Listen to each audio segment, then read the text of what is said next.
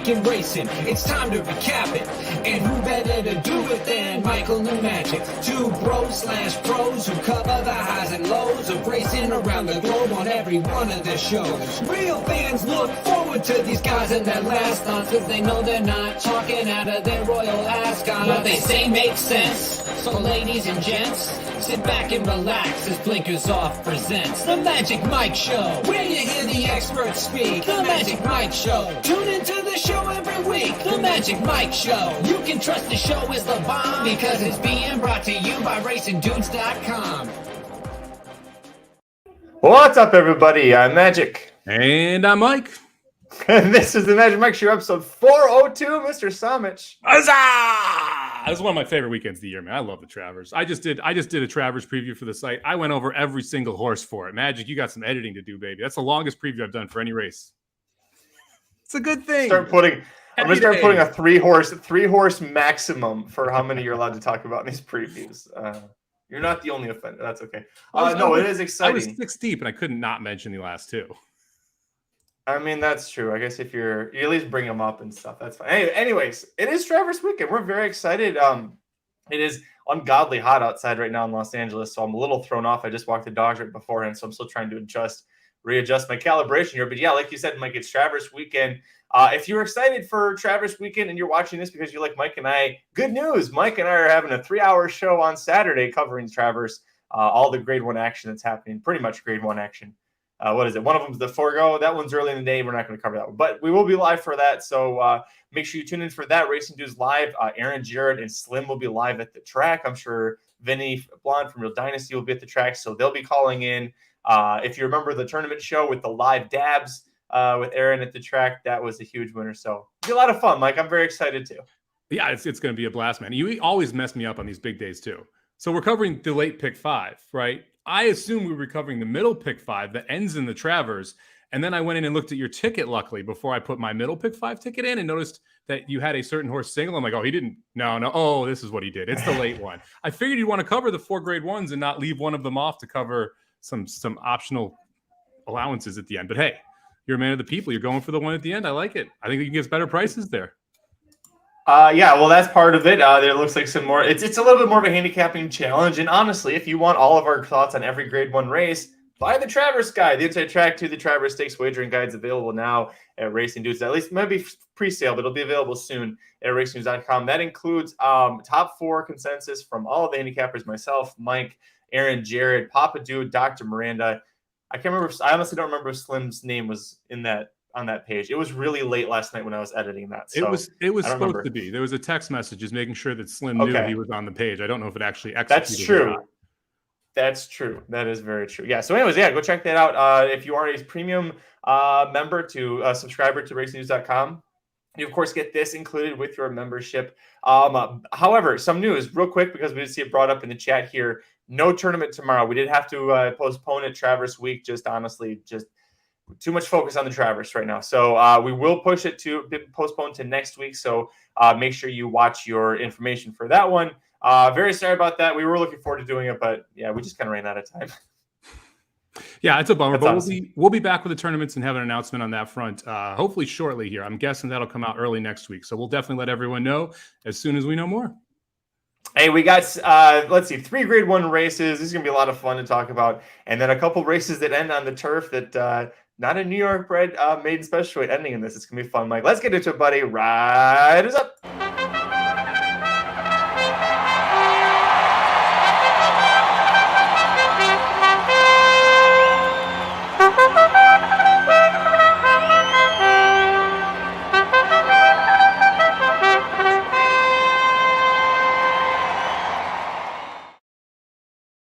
All right, Mike, first leg of Saratoga's late pick 5.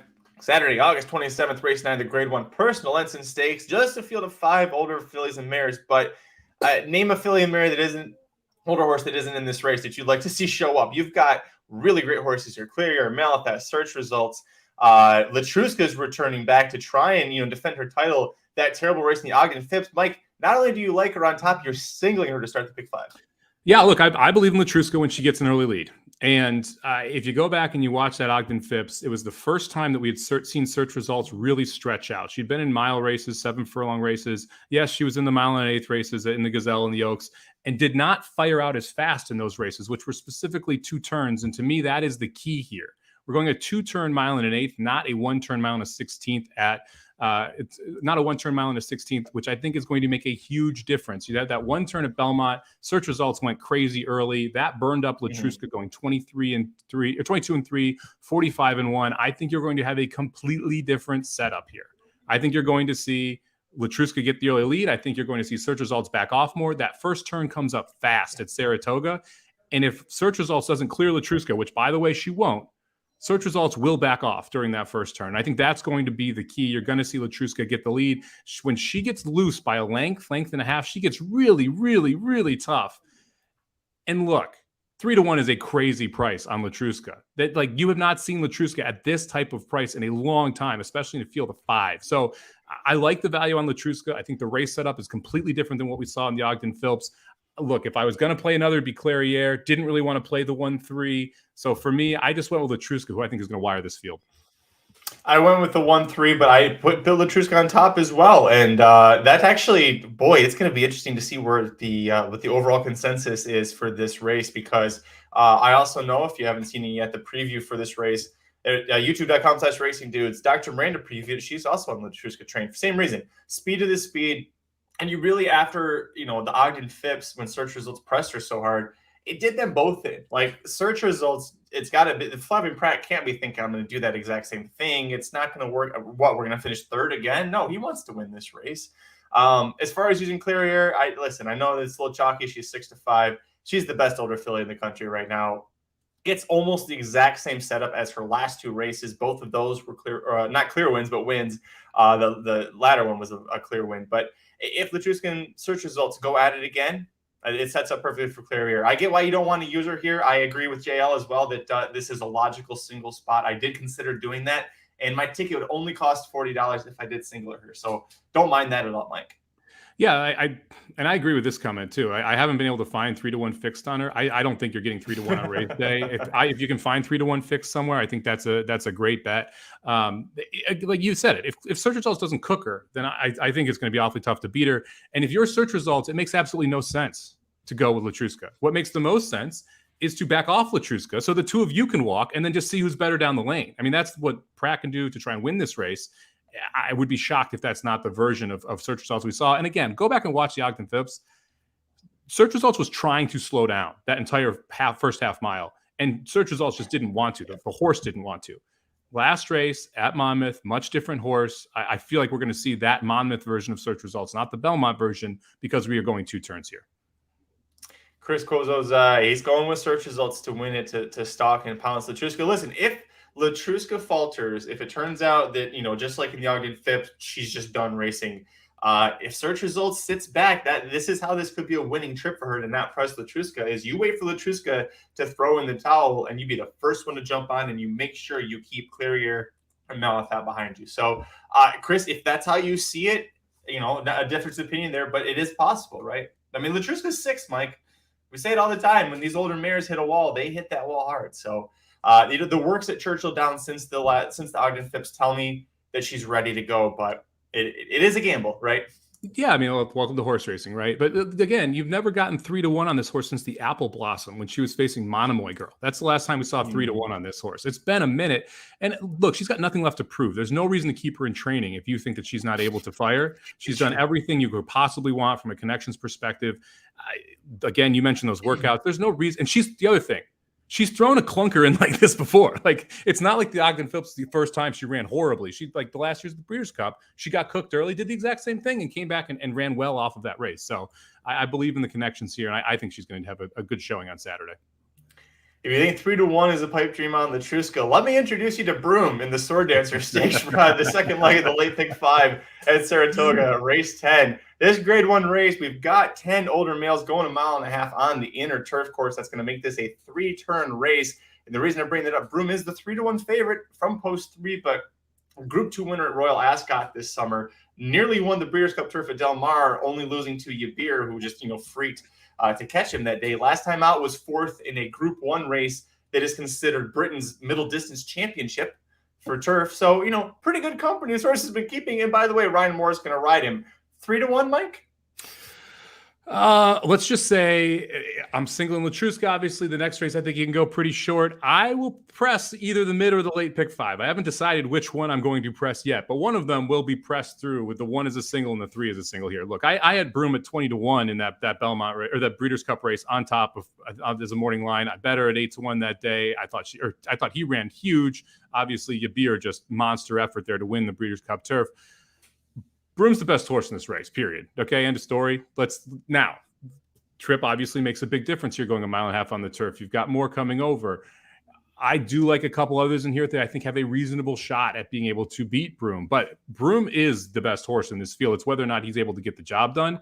I'm going to put him on top. I'm going to use 2 others in this spot. I'm going to use Adhamo on the rail. I was happy to see the horse win. That, to me, was the key with Adhamo. He had hung twice in a row in my mind. Seeing him win means, okay, we'll believe him. And also, your boy Flavian Pratt, seriously, ever since we started razzing him, he has done very well. He has another, I think, 2 or 3 wins today, and he had a masterful ride. I believe it was in the 7th today with that one up the rail. So wonderful job by Pratt today, and really the last 2 weeks. So he's kind of come around at Saratoga. So I'll use the one at Hamo. I noticed you left at Hamo off your ticket. Why was that? I did have Broom here, and my ticket was a little chalkier. But to me, Adamo, that was his race, the United Nations. That's when I wanted to catch him to win, and I was very confident that he was going to be a Grade 1 winner, and he got it. To me, this is a tougher field. The only one he's really bringing over is Tribuvan, who I'm using, but not for a reason other than it's freaking Tribuvan that's, he could go gate to wire at any point. Gufo I'm going to use as well, but we can talk about that in a second. To me, Adamo, that was the race that he could win. It was a good setup for him. Lighter competition. To me, this is just going to be too tough. I mean, especially at 7-2. Really, the only difference in the competition is Broom's here, right? I mean, Gufo and Tribuvan were the first and second choices in that race, and he won. There is a couple long shots I like. I know. But yes, as far as the price horses go, yes. I saw how deep you went. So I'm not shocked by that. Let's talk about one of them. We both used the 8 horse, Soldiers Rising. It's a 4-year-old who I believe is on the upswing out of the Christophe Clement barn. Loves Saratoga, 2 races, 1 win, 1 second. Has not run a race good enough to win this yet, but sure seems like it could be in there. And at 15-1, it's worth taking a shot. Is that the same logic that you use, Magic?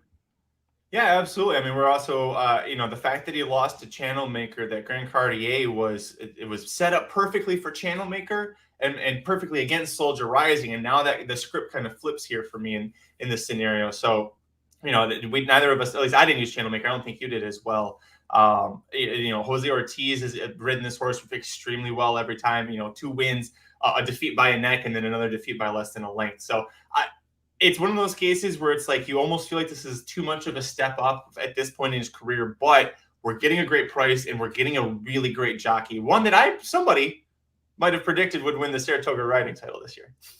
Don't want to name names. Oh, no, it's not over yet. Give it time. I don't think there's enough time left. I know. But still, yeah, it was also a horse that, Soldier Rising, don't forget when they purchased him privately from Europe and brought him over, they went straight into the Grade 1 Saratoga Derby, finished second to a next out winner. And then they brought him back to Jockey Club Derby. So the next leg of that turf triple loses to Yabir, who ends up becoming the Breeders' Cup Turf champion. He's got very good company. He's always shown up. It's just he needed to put things together. And it seems like this year with Jose Ortiz, those last 3 starts, all tell me, Mike, that he is putting it together. So 15-1, maybe this is when we catch him at a great price. This is the time, right? Because if he wins this race and he pays 12-1, 15-1, you want no part of him next time at 5-2 or 7-2, right? So this is the opportunity to get that price on Soldiers Rising.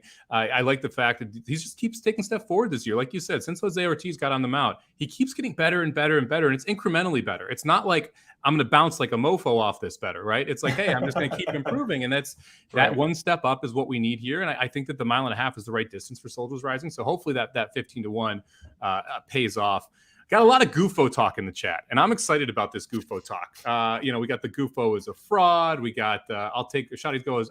Will not get burned by Gufo again. JL saying he'll take one for the team by using him. This horse was on my ticket. This horse was off my ticket. This horse was on my ticket. This horse ended up off my ticket. So I'm not going to play Gufo here. There was some trip compromise last time out. which seems to be a common occurrence for Gufo. You did use Gufo here. Yep. Why? Things are backwards. I never use Gufo. I hate Gufo, but Gufo's, first of all, Gufo's 9-2. This is the best. But you talked about another price horse. Yeah, so we're getting 9-2 on him.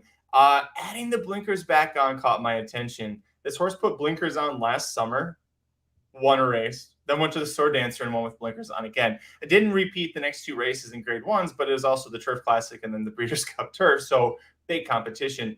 The point being, when Clements put blinkers on this horse before, it's really improved the horse. So he loves Saratoga. He's got the win in the second over this course. He's 3 for 5 at the distance. To me, I always was against this horse because I thought he was overrated and that his price made it so he wasn't playable. But at 9-2, I really love this spot. I like him at 9-2 more than I like Tripuven at 5-1, more than I like Channelmaker at 8-1. I more than I like Rob Remper at 8-1. I think his price is more appropriate of his actual win chances versus any of those 3 horses. This was literally the last one off my ticket. It was between this horse and the 9, which is off the claim, second to last race. And I don't know. I may change it by the end of this. Look, you're getting the right price on Gufo for the first time in 6 races. So that's the real reasoning. Now, the question is he actually going to be 92 on race day? I can't answer that. I would think so, because I think Broom's going to take a lot of money. At Hamo is going to get bet. Tripuven, I think, is going to get bet down from 5-1. So maybe today is finally the day for Gufo here, but the price makes it at least reasonable in this spot. You can't back him at 2-1 anymore, right? Like that, those days are over. Yeah, well, and I had a lot of fun doing that, and I'm gonna miss those days. But yeah, 92, I'll take him. I mentioned Tripuven real quick. I'll go through the rest of mine. Just because he could go gate to wire. Channelmaker, the last time they faced each other, completely blew his start and was out of it and that's what allowed Tripuven to do what he did. If Channelmaker is right on the muscle with Tripuven from the start, and that's how they go, no, I don't think he's got a shot in hell of winning. But at this point, I don't know what to do. If Channelmaker's here, you kind of have to use Tripuven. At least I feel that way, the way things are running. And then also my second choice here in the race is number 10, Mirror Mission at 12-1 for Ian Wilkes. I think this horse has actually got a lot of potential here. Even if he's not going to win, I think hitting the board is a strong possibility. If you look at who he's been facing or what he's been running, the Forbidden Apple, likely just to prep. I think a mile is too short for him. Remember that his sire is a full brother to Frankel, and Dynaformer Dam means distance influence. So this horse should be perfectly suited to go mile and a half. Lost to Santine by a neck 2 races back, and a grade 1 Santine would be, 4-1, 5-1 here. So I look at that, and I see that there's a lot of value. And this horse lost the grade 1 Maker's Mark, again, going a mile, which I think is a little too short for him. That was one of the toughest races of the year, regardless of surface or any kind of condition, the way that, the horses that were in that race, and lost by just a length and a quarter. And, again, too short of a distance. I thought it was a good account of himself. So at 12-1, I think this horse is very, very, very sneaky, a lot like Soldier Rising at 15-1. I hate the post for him. That is my biggest issue here. That being out in that 10, it's just trouble for Mirror Mission. When you think about Leparoux and winning these type of races, going long on the turf at Saratoga, which he has done about once a year at a big price, right? Usually it's wiring the field. And in this case, that's not what Mirror Mission wants to do. Now, Mirror Mission has kind of some sneaky speed because we've seen Mirror Mission go shorter. And so she will be more forwardly placed going a mile and a half, but 0 chance she makes the lead with Tripuven and Channelmaker in here. And the fact that she's the 3rd widest of those 3 makes me really worry going into that first turn. The type of trip you get, we know how important right now it is at Saratoga to save ground, right? Especially going 3 turns on the turf. I would be surprised if Leparoux's on the rail any turn. And that's going to make it very difficult in my mind for a horse that needs everything to go right to beat this field, to know going into it, it's going to be tough for everything to go right for the horse. Joey says home is going to go wide AF. That's hopefully doesn't happen, but it's possible. Strong synopsis of my longer rant. Let's move on, Mike. The race that people all want to hear us talk about, the Grade 1 Travers Stakes. This is the middle leg of the Late Pick 5, Saturday, August 27th. In this race 11, they're going a mile and a quarter on the main track. And I was thinking about it this morning. This kind of feels like we're going to see an Avengers movie on Saturday, because we know the cast of characters backwards and forwards. We know their backstories. We know how they got here. We know who's doing what, and everything that's involved. We even have our theories about what's going to happen moving forward. So in this big battle, this epic showdown, what's your theory? If they were Avengers, which one is Rich Strike? I mean, because Epicenter's Captain America, right? I mean, Hawkeye might even be too nice to Rich Strike. Anyway, look. There are people who like Hawkeye. I mean, Rich Strike. Yeah, well, that's true. I guess maybe the new Rich Strike then, because people like the new Hawkeye with Kate Bishop. Maybe Right. Rich Strike with Kate Bishop, right? Plucky underdog. Anyway, and look at the chat. Everybody said Hawkeye at the same time I did. Love it. Let's go. All right, so look, I'm going to take Captain America here. No, Epicenter should be your clear favorite in this spot. You got 7-5. Like, no, people like Loki. People like okay, never mind. We're on a tangent. Epicenter has multiple ways to win this race. That's why he's a deserving favorite. We saw him be able to be tactical early in his career. Joel Rosario has decided to strangle this horse the last two and see what he can do coming from the back. And look at that. He was pretty good. Run second in the Preakness to early voting off of a pretty rough trip and then absolutely looked phenomenal in the Jim Dandy. If we get that Jim Dandy Epicenter and there's no trip trouble, this could be very tough for anyone to beat him. I think there's a select few that can, and this is an interesting spot because I think you have a lot of horses that we know are not good enough that you can definitely leave off tickets, but there's some prices that you want to kind of think about including that may be good enough come Saturday. So for me, Epicenter was the top pick. I assume Epicenter was yours as well because shocker, you're singling him here. Yeah, I singled him here. Listen, there are two horses that I think have a good chance, a logical chance of beating him. One of them you used. Let's talk about that one, Cyberknife, because you talked about all the great points about Epicenter. I don't need. It's like at this point, I'm telling you about Iron Man 18 movies in. Like, come on, if I need to tell you about it, you haven't been paying attention. Cyberknife, that was one of those two horses. I actually initially thought I was going to go too deep here and use Cyberknife. That win in the Haskell was impressive, but the more I look back at that, the more I think, was he impressive? Like it was a great, performance. He got the nice buyer for it, but he also got a dream trip up the rail. Tava was a little jacky and probably should have beat him that race. I kind of talked myself out of Cyberknife, but Brad Cox has always been high on this horse, and you're using him. Yeah, I mean, let's play this out, right? Early voting goes to the lead. I think Cyberknife and Arturus are probably the next two fastest horses in this race. And I don't think early voting can wire the field. I have early voting issues, especially after watching the Jim Dandy. I will be interested to see what Aaron and Jared and Slim say about early voting in the paddock. I think that's going to make a big difference, but we have to bet the pick 5 before we go see him in the paddock. And I'm not willing to risk a washed out, sweaty early voting on my tickets when I would rather go other directions. Cyberknife's going to get a great trip here. Like, he should sit the pocket and should get first run up the rail if he wants it. Arturus is going to sit right outside of him, should get first run outside. Those are the two I'm taking to beat Epicenter, because if there's trip trouble, guess what? It's one of the ones with first run that's going to beat him. It's not someone who's going to fly from behind him like we've seen in other weird spots. Yeah, absolutely. Very well put. By the way, if you see me looking forward, it's because I figured out how to tell if the mute button's on. So, we're not going to have it. Shouldn't have any more problems with that. It's the little flashing red thing there, Magic. Come on. Yeah, I didn't realize it flashed when it was me. Anyways, point is, Cyberknife, I think, could get it. I will tell you, from being at Del Mar firsthand and watching a lot of replays building up to my time at Del Mar last weekend, Florent Geroux is not a good jockey on a day-to-day basis. I mean, this guy has ridden Gunrunner, Monomoy Girl, just to name those two, like champion of champions. He's riding Cyberknife, a multiple grade 1 winner. He can't get a $5,000 claimer home to save his life. So it's unbelievable how up and down he can be with his riding. So, he gave him a perfect ride in the Haskell, and he gave Gunrunner plenty of perfect rides. And I don't know what kind of ride he's going to give him here. Like, I could kind of see if Cyberknife has trip trouble, I think I know who I'm going to blame, and it's going to be the little dude on top. Yeah, let's say I mockingly call Joel Rosario bell curve. I'm not willing to call Florent Geroux bell curve because there's no phenomenal rides on the first side of the bell curve there, right? You got to have ridiculously good and ridiculously bad. He's just got don't fall off from grade 1 victories. The ride in the Haskell was pretty good, but it kind of just opened up for him. And then he's got some really treacherous rides and some really good horses. If you go back and you watch as well, the horse the turf horse that comes to mind, it's a Cox horse too. It was to finish third, I want to say, in the mile as a favorite. Anyway, gets his horse in trouble every time. Some of his trips, he goes so damn wide on the turf. It is wildly ridiculous in these big races, especially on closers. This is one, though. You don't have to be great to do this right, okay? You don't. Stay on the rail, stay behind the 7, make your move around the far turn. If you're good enough, you win. That's all you got to do in this spot. It really should not be that difficult for Florent Geroux to have this horse in the right spot. The other horse you're going to use in here is not one that I thought had a chance to defeat Epicenter, but I think a great chance to hit the board, and that is Spider-Man, also known as Artorias. Shadi loves Artorias, really hoping to take the step up in class. Only one time, the Curlin hasn't been around for that long, but only one time in the last, I think, 15 years has the winner of the Curlin Stakes won the Travers Stakes. Do you know who that horse was, Mike? Curlin to Travers? The only horse to complete the double so far. Was it one of the ones that dead heated?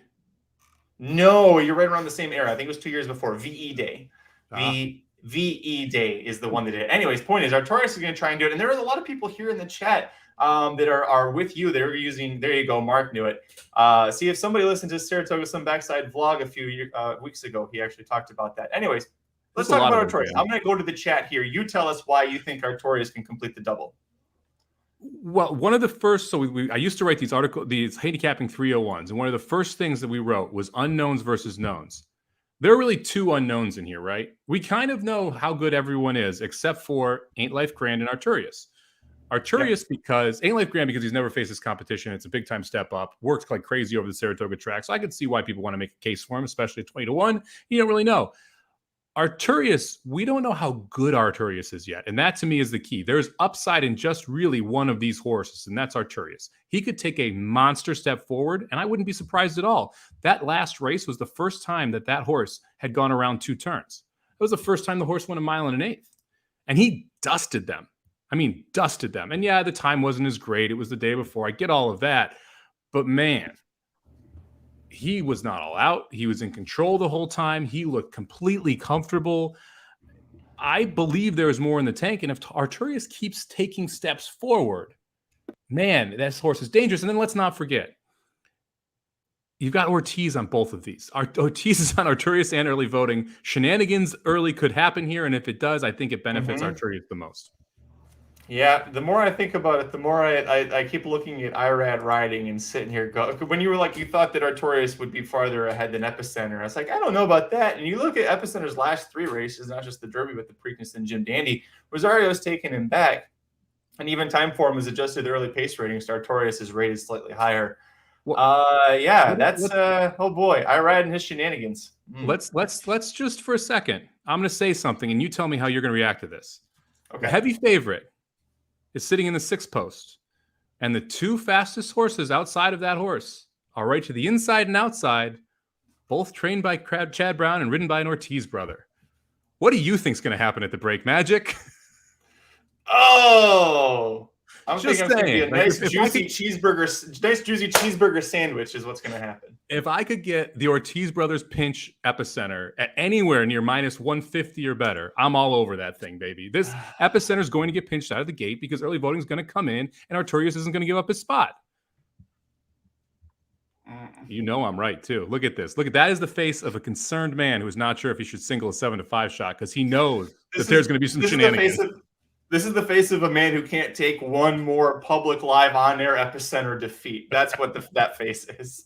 I will agree. An Epicenter is not a sandwich because there's no bread in this case. No, just two Ortizes. Yeah.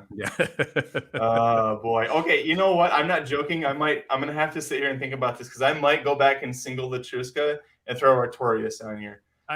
You got me a little scared about that now, Mike. I'm not gonna lie. I actually didn't even notice the Artorias sandwich or the Epicenter sandwich that was coming up until I just looked at this. It's like it's 2 Ortizes. They're the 2 speed horses. Epicenter's sitting in the middle of them. And Rosario has been very lackluster on Epicenter the last 2 breaks. Like very lackluster. It's not a great spot for Rosario to be sitting with that horse getting pinched going into that stretch for the first time. Here, Kevin brings this up. Ain't Life Grand in the try? Wouldn't that be something? The old Iowa State bred stakes to Travers route never fails. Don't forget, Knicks Go won the Breeders' Cup Classic after the the Cornhusker Handicap? Yeah, so you can do it. You can go from Prairie Meadows and win big Grade 1 races there. Seriously though, the Von Hemels, very close friends of the racing dudes. If you didn't see it yet, Saratoga Slim's latest backside vlog, he interviews Kelly Von Hemel. It's about 5 minutes long. Go listen. It's a great story. You can hear all about how he helped the dudes get started. But Mike, separate heart from head. Ain't Life Grand. Realistically, what's his ceiling in this race? Ceiling? 3rd. realistically, I think he probably runs 4th through 6th, somewhere in that range. Yeah, I'm thinking about that too. Would love to see him do well. Aaron said if Ain't Life Grand wins the Travers, he may not wake up Sunday. I believe that one. Be a lot of partying for that one. Listen, we're 5 minutes. Go ahead. I would say he's probably going to wake up in jail. That would be the favorite if Ain't Life Grand wins that race. In jail or in a Porsche, one of the two. Handcuffed next to Kelby. They'll be in the same cell right there. Listen, we're 5 minutes to post to race 9 at Saratoga. It's the risk-averse stakes. I have a filly in this, Amore, who is a long shot, probably not going to win. But if we're a little distracted, it's because both of us are actually watching a Saratoga race during the show, not just Mike. So I think the clicking you heard was Mike punching in his bets for the race, too. I was actually playing the pick 4 at Del Mar. That was what the clicking was. Okay. Yeah, because Del Mar's second just went off, and I didn't use the favorite in the first, and so I got busted up. And now I need the favorite to hang on here in a photo. And I think we're going to get home. This 9 is nope, maybe. No. All right, we'll regroup after that one. Real quick on the Travers. Yes. I talked about this on Dudes Who Bet Daily today. I've got low 4 figures down on this race already. I had mid 5 figures on the Belmont. I'm going to try and get to low 5 figures at some point here. All of it will be against Rich Strike. I talked about this for the Belmont Stakes. I think it's important we talk about it again here. If you have sports books that you bet at, if you have offshores that you bet at, there are fixed odds markets that allow you to bet head-to-head bets on every one of these matchups. You can find places where you're getting right. I found some Arturius minus 120 heads up against Rich Strike. So which one will finish ahead of each other? Minus 120 Arturius. I found early voting, even money against Rich Strike. I took some of that. I found Cyberknife minus 145 against Rich Strike. I took some of that. I'm going to, over the next 2 days, try and find as many chances as I can. I will take literally any horse except Gilded Age against Rich Strike if the price is right. I'm looking for Ain't Life Grand somewhere in the 3-1 range. I think I'll probably be able to get it in head-to-head matchups going into this race. I mean, to me, that is the best way to make money on this Travers is to completely fade Rich Strike again, just like we did in the Belmont. Damn. Why you got to do that to our boy Gilded Age? He earned us points in the fantasy league. You know what? Look, if I get Gilded Age at 5-1 against Rich Strike, I'll take it. I am confident. I think Rich Strike is running 7th or 8th in this race. And so I'm looking at pretty much anyone else. And Gilded Age is the one horse who I think is also back there. But if you are on, you can find this on FanDuel. You can find this on Bovada. You can find this on sports, on Bookmaker. You can find this on a bunch of different places. You got to wait until the fixed odds markets come up. Generally, they don't start coming up until 2 days before the race. The Derby and the Belmont comes up like a week ahead of time. So you get a lot of time to be able to put it in. All of these come up slowly. Check back on your books tomorrow morning, then check back tomorrow night, and then check back Saturday morning. And as soon as you start seeing these pop up, if you can get head-to-head matchups fading Rich Strike, I think it's a great way to attack this type of race. Man, they need to hurry up and make sports gambling legal in California. It's driving me crazy. I think it's on the docket. I think it's one of the propositions. Anyways, listen, if Rich Strike wins this, we all lose, just as it always should be. Bet Online has it right now up. It looks like JL said. I've been looking through the different books all day today, trying to find anyone that has these offered. I'll keep doing that because all these books will have them most likely by Saturday. And so whenever they get up, you get a shot at taking a piece of them. Right, Marla's against you. She says Rich Strike's going to show up this time. So see, here's the thing. I think he showed up at the Belmont. That was impressive from the Belmont perspective. Almost a career high buyer, right? Well, if you take out the Derby, it was. And to me, I mentioned this in the preview, the Derby is the least valuable data point in dirt racing in the U.S. all year. There is no other race where you have 20 horses in a dirt race go to the gate. There's no other, and then on top of it, this year that data point becomes even less valuable to me because they went 45 in the opening half. So that I basically have drawn a line through the Derby for this entire handicapping year. And if you like Cyberknife, the Derby is the one knock against him. But you know what? You draw a line through that race for me. And so if I'm drawing a line through that race for Cyberknife, through Taba, then I have to draw a line through it for Rich Strike and through Epicenter as well. As I can't use that as a handicapping tool because you got to chuck the whole race out. You can't just choose your spots and where that data is valuable and where it's not. All great points. And remember, Mike's preview for the Travers will be up at racingnews.com and youtube.com/racingdudes. Probably an hour from now. So if you listen to this later, hopefully it's up by then. We'll talk college football. We'll talk college football later. We got some more football stuff to talk after this too. I like this. Okay, cool. We'll get through these next ones quickly. They're not stakes races, but they are some good betting races here, including the penultimate leg of the late pick 5 at Saratoga on Saturday, August 27th. Race 12, 5.5 furlong outer turf sprint for New York bred maiden males, 3 and up. Where are you going on top, buddy?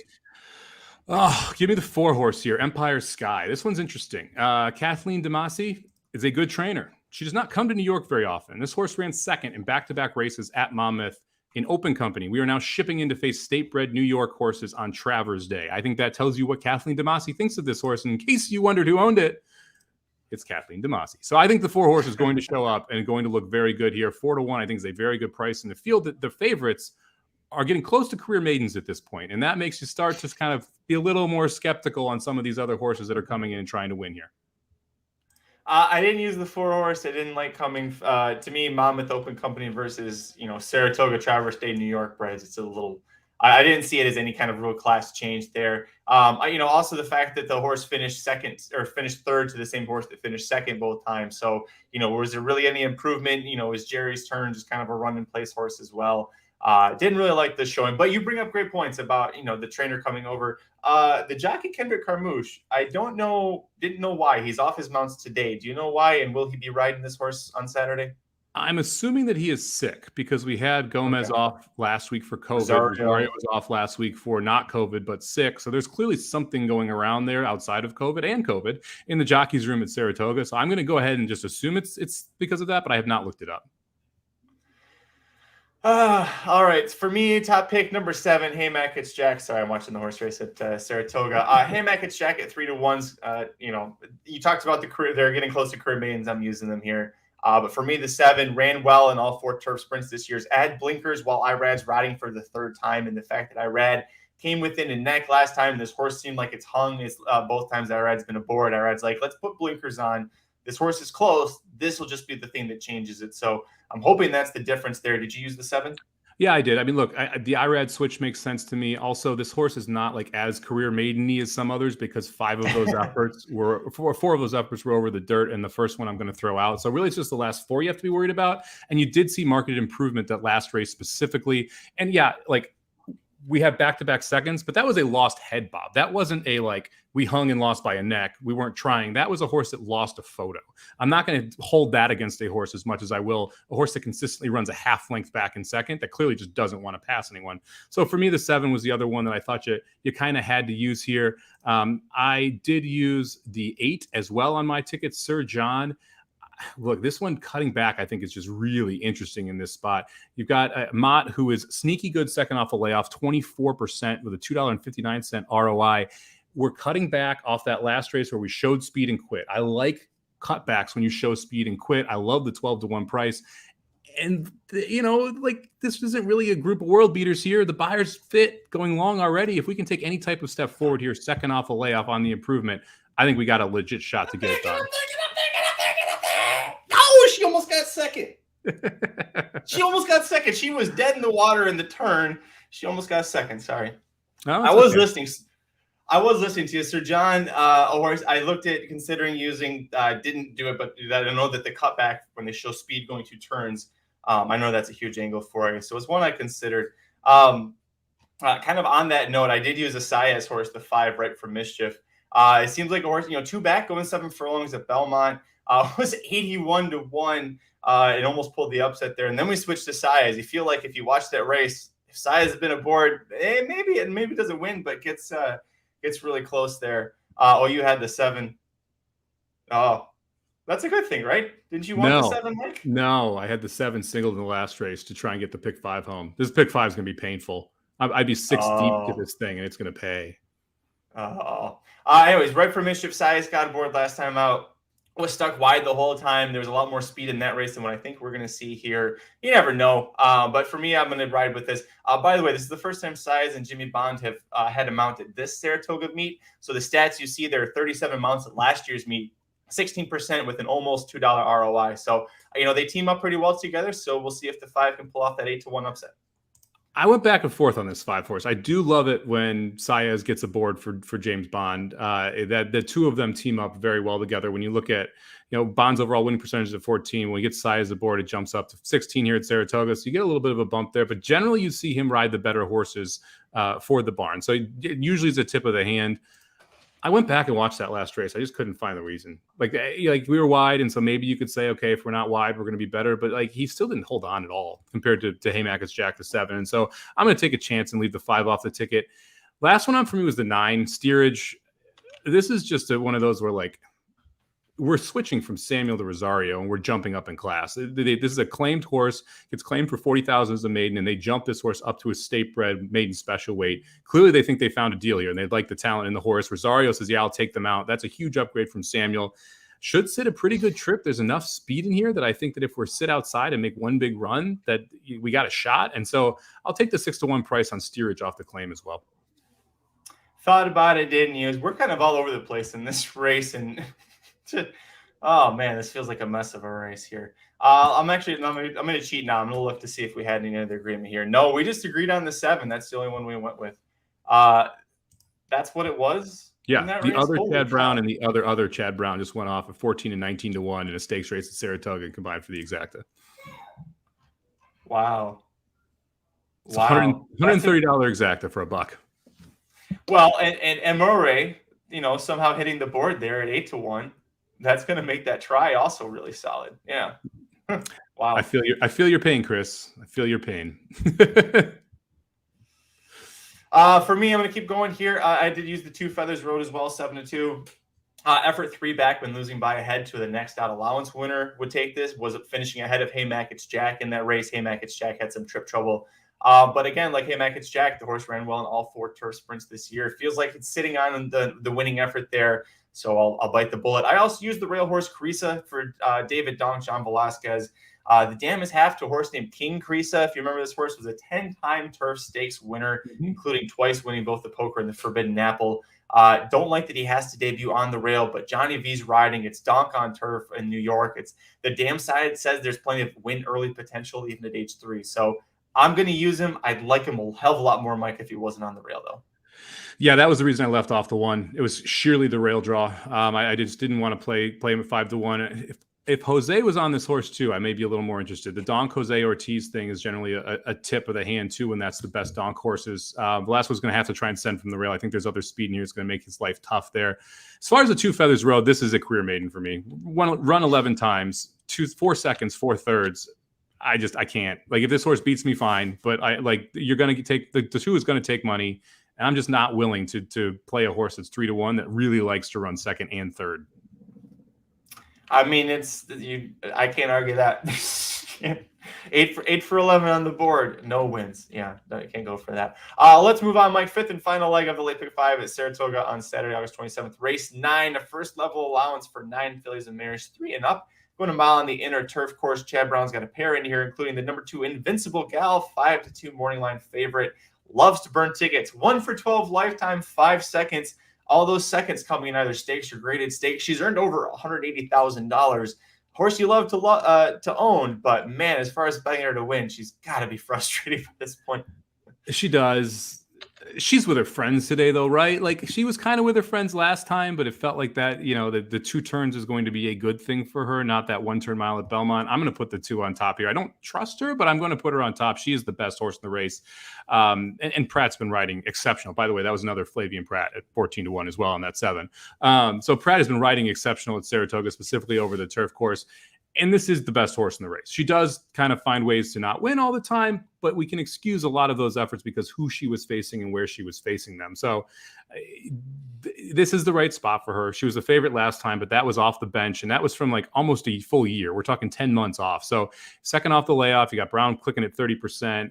I think this is a good spot for Invincible Gal, and this field didn't come up with a bunch of world beaters either.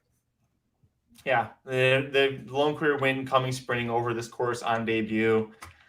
I'll use her. She's going to get there. Listen, there was a horse that I already forgot her name because she was that unimportant. That was with Chad Brown for forever, kind of very similar, that raced at Del Mar in an allowance race last Saturday. And I went against her because I was like, gosh, she just looks like she's going to hang all the time.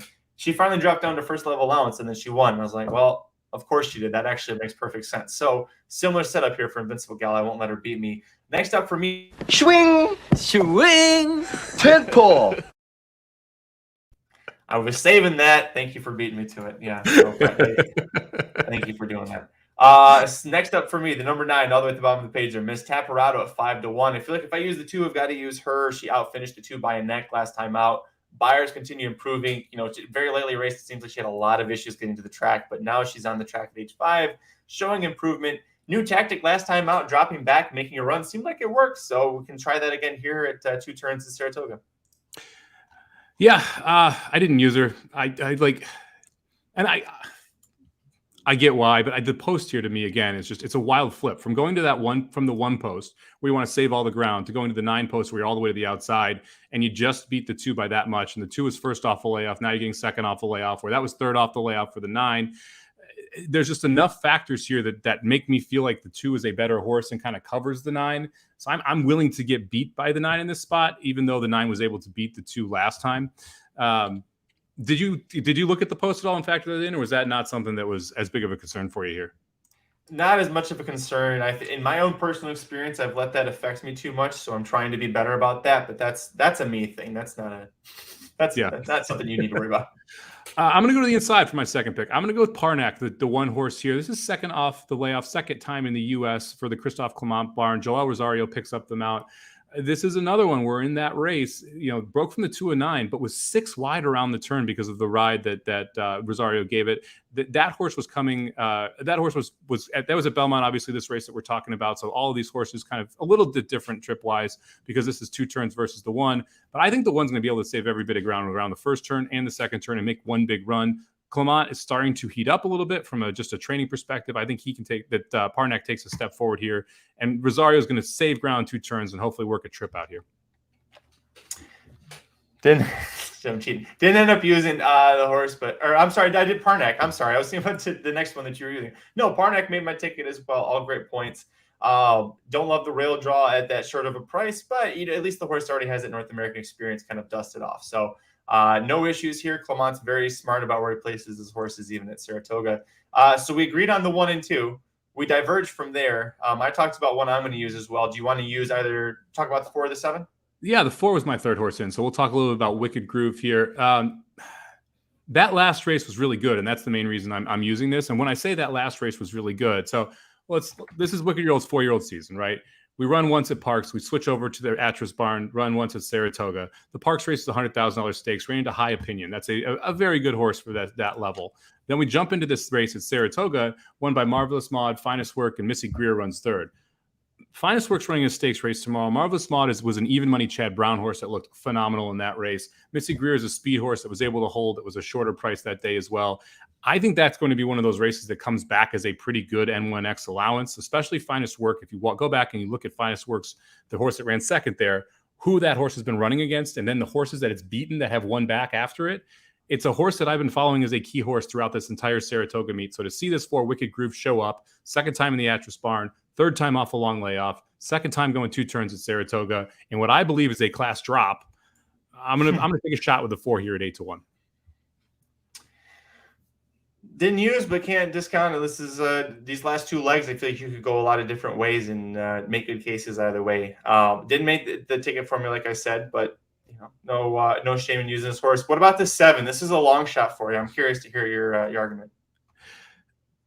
Oh, I put the wrong horse in. I'm going to use the 6, Shalama. I got dyslexic and saw the 7 and 2 and put the 7 in. I'm going to use the 6, Shalama, as my last horse. Are you using the 6? Okay.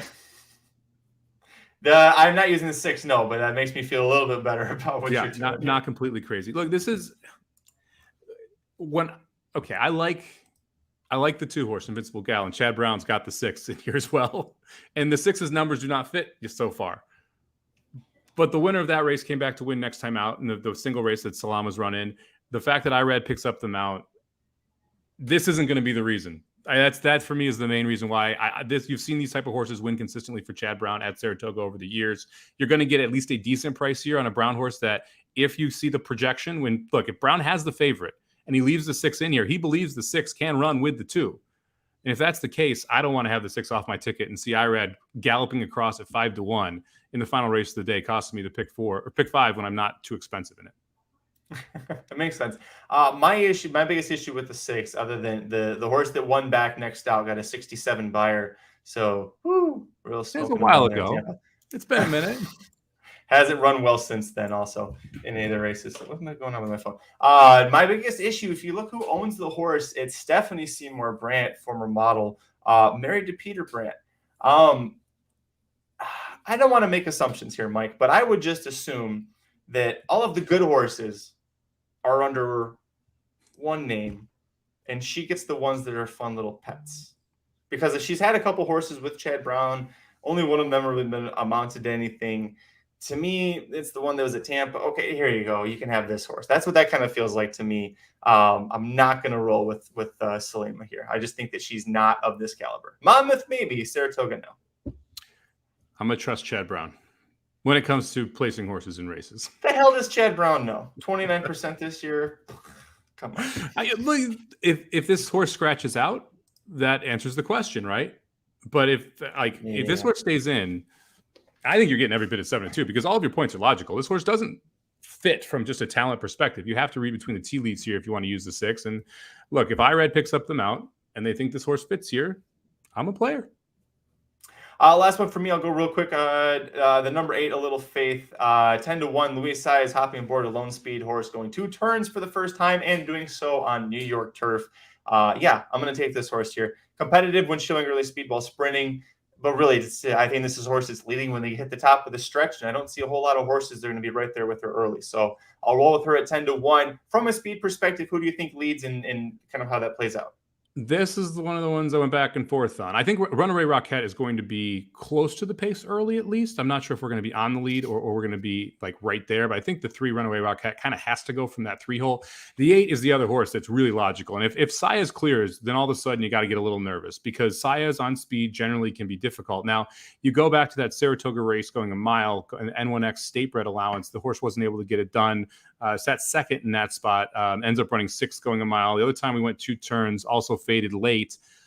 But that mile and a 16th race at Saratoga gives you enough hope that the horse can get a mile, especially breaking from the 12-12 post and having it probably go wide there both turns. So third off a layoff, the 8 showed speed the last 2, should make the lead. I don't disagree with you. I think the 8 could get a little funky here at 10-1. It's a decent call. All right, that's going to do it for this episode of the Magic Mike Show, at least as far as the Saratoga goes. Thanks for joining us. We're going to put our tickets up here one last time. Getting a little fun and a little funky, and things might change depending. I can't stop thinking about this Latruska possibly singing there. Mike did it, but we will give out our tickets one last time for our podcast listeners down below. I'll start. I'm going to go 1-3 with 3, 6, 7, 8, 10. Singling Epicenter.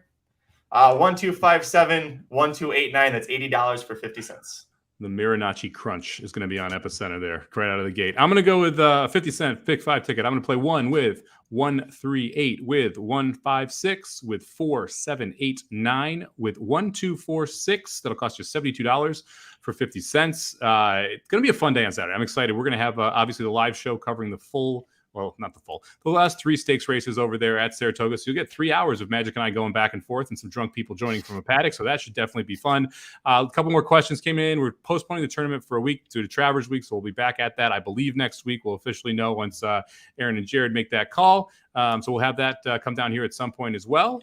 But it's going to be a pretty busy week. I'm excited, man. It's going to be a fun little Travers card. I might actually have to work your 8 in the last. I'm getting a little, I'll have to figure it out. Real quick before we move on from horse racing, Saratoga, you talked about the pick 5 is going to pay crazy. Michael Allison, who's been in the chat a lot recently, is getting alive to 5, 6, 7. The 5 is paying 32 and change. The 6 is paying 10.8, and the 7 is paying just a quarter under 21,200. If the 7 hits, I'll send you a quarter. Send me your PayPal. I'll send you a quarter so you can make it a cool 21-2. That's come on. Pretty incredible. Good luck, Michael. This is a heck of a luck. 5 too. I mean, you have a 14-1 shot win that feature, one of the 3 Browns. You had to get the 8. I thought in the 8th race was a tough one to get to. That's a heck of a one as well. I mean, if you're going to Saratoga, someone was it you that DM'd me this, Griffin? I meant to reply to whoever DM'd me this. Anyone who's going to Saratoga, you can bring coolers in no matter where you are sitting. If you're going with friends, I highly recommend each of you get your own like little 6 or 12 pack cooler. and just pack it with a couple sandwiches, with all the beer, whatever you want to drink. You can get, if you want to hide a flask underneath the sandwich, I've often done that, because then they'll have you open up the top, but you can put the flask right under the sandwich, and then the beer's on top. When you lift them up, they just see the sandwich. They don't see the flask. You're good to go. So if you'd like to sneak anything in that way, that's the easiest. Real great security there, Naira. Real top notch. If you're going with a group of people, everyone should bring their own little cooler. Everyone pack their cooler, put 1 or 2 sandwiches in there, put some alcohol beverages for the day. You can always go with the classic, buy a 6-pack of Coke, unscrew all the tops, drink a third of them, put Captain in them, and then go back. I've definitely pulled that one before as well. But yeah, anywhere in the track, you can bring your own cooler. I'm saying this so many times because I can tell you from experience, a shot of tequila is $15 at the track. A White Claw is $12 at the track. They're like $2 at the grocery store. So, if you want to save a little money, have a little extra money to sprinkle around on some pick fives, just bring your own booze. The only time I ever went to a Super Bowl, I came out on top with a little bit of a profit because we didn't have tickets. We just went in pregame when I lived in Florida, and they had it at Tampa, Raymond James. So we brought 2 coolers and 48 pack of Coors Light because it was the Super Bowl beer. And we ended up selling individually. We sold off the equivalent of 1 pack. And people were walking up and offering us $10 for a 12 ounce. And they were like, now they're charging $15 down there. We're like, yeah, no, how many do you want for $10 a piece? Like, we can always buy more with this. So that's also, you can do that. Yeah. If they're selling White Claws for 12 a piece, you just, be subtle about it. I'm not encouraging it, but you probably could just, make a little bit of money, a little bit extra money that way. Not just gambling on the horses, Mike. There you go. You can also save all the cans. You get 5 cents a can up in New York too, so you can make sure that happens. No, there will be no Mattress Mac money on the Travers, at least from a promotional perspective. So every one of his big bets is all because he runs promotions for Mattress Warehouse, which is what he owns, where if you buy a mattress and XYZ happens, then your mattress is free. So he basically makes these massive bets as insurance policies. It's really genius because he gets a bunch of exposure from a marketing perspective. He's also doing a good thing for the community because I know the Astros won the World Series and he gave away $6 million worth of mattresses because the Astros won the World Series. But guess what? He did okay because he had a bunch of money on the Astros as well. So it's a good way for him to kind of get exposure and make it gimmicky and still be able to try and bet a wild amount of money, which is good for all of us as well. But there is no promotion around the Travers. So generally does it around the World Series, around the Super Bowl, and around the Kentucky Derby. So those are the times you can kind of get in on that. If you're looking for a new mattress, buy from Mattress Mac at those times. You try and get a free roll if the favorite wins the Derby. Actually, that's true. I was just looking too. He's not working. Where's his buddy Smile Happy at? We haven't seen him since the Kentucky Derby. Boy, imagine if Kenny McPeak had a couple of fun horses in this race. Thank God he doesn't. The Travers, mostly horses that really actually belong there. Nice to see. Okay, Mike, you said you had college football. We want to talk about that real quick before we get out of here. Yeah, we got week 0 of college football. Before we get into that, we got a little bit of NFL action tonight. Patrick Mahomes is supposedly playing at least 1 or 2 series. Aaron Rodgers is playing multiple series. The Packers are sitting all of their starting defense, and the total in the first half is just 20.5. I'm playing the over, 20.5 first half Packers against the Chiefs. The second NFL game tonight, we've got a little bit more, not as fun of a matchup, but it's San Francisco is going into Houston. San Francisco's committed that they're going to play Trey Lance the entire first half to get him first team reps. I will take San Francisco starters over Houston starters -3 in the first half. I think that's a wild line. I think Houston's probably the second worst or the worst team in the NFL. So I'm playing San Francisco -3. I also played them first to 10 and first to 15 points. If you can find that anywhere under -150 in either of those bets, I think those are pretty solid wagers as well. So first to 10 points, first to 15 points, San Francisco -3 first half, all things I have in. Then we've got college football coming up for the first time this weekend, which I'm pumped for. The game that is actually taking the most money. Yeah, it's week 0 in college football already. It's pretty awesome. I'm excited. I get to play football again, like actual football that counts too. The game that's taking the most money right now is Vanderbilt Hawaii. Vandy opened as an 11-point favorite. It's down to 8. If you want to bet the late night game on Saturday and you want Hawaii, do it before the weekend because Hawaii is going to be a sub 7-point dog by the time that game kicks off. So you can get some closing line value if you want to get over a touchdown now on that Hawaii game. And then Utah State is laying 26.5 to UConn. They're going to wax them in the first half. If you can get anything first quarter -7 or less, I like Utah State. Anything first half sub 17, I like Utah State. UConn is awful. Utah State's actually pretty good this year. So I'm going to have some laying some big points in the first quarter, first half for Utah State. And then I got Hawaii in already. That game is going to be sub +7 by the time it kicks off. So if you want to have action there, go for it. And then Magic, you were not on Dudes Who Bet Daily today, but you did give out a CFL pick for tonight. Do you want to go over why you are fading your boys in Calgary tonight? Oh, I'm a Winnipeg Blue Bombers fan. Screw Calgary. No, they were good. They were good to me last week when we got that covered. The 2.5 was very important because they won by 3. They were in Montreal last week. Now they have to go the other direction across the country to go play Winnipeg on a short week. They played Saturday. Now that's a Thursday night game. Winnipeg suffered its first loss of the season. They're going to make history, trying to start 10-0, and it didn't happen. And then they got a bye to really sit there and stew on it. And now they're at home at night on a team with short rest that's changing quarterbacks, by the way. That's also not good. So, I think Winnipeg actually destroys them. I think it's going to be a bloodbath. So I got them at -5.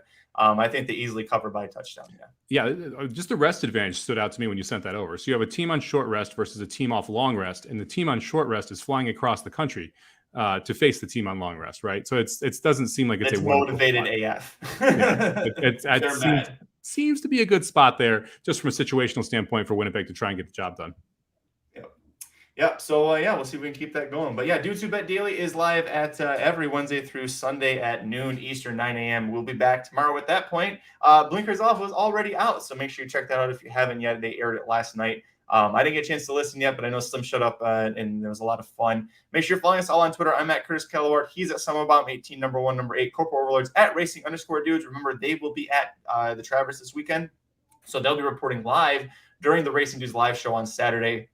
Subscribe to youtube.com/racingdudes so that you make sure that you get notified when we do go live. There'll be Mike and I, lots of betting betting talks, so race by race analysis, a lot of fun, and of course focused on the Travers. So let's get out of here, Mike. I hear my kid crying, and I know it's dinner time for you.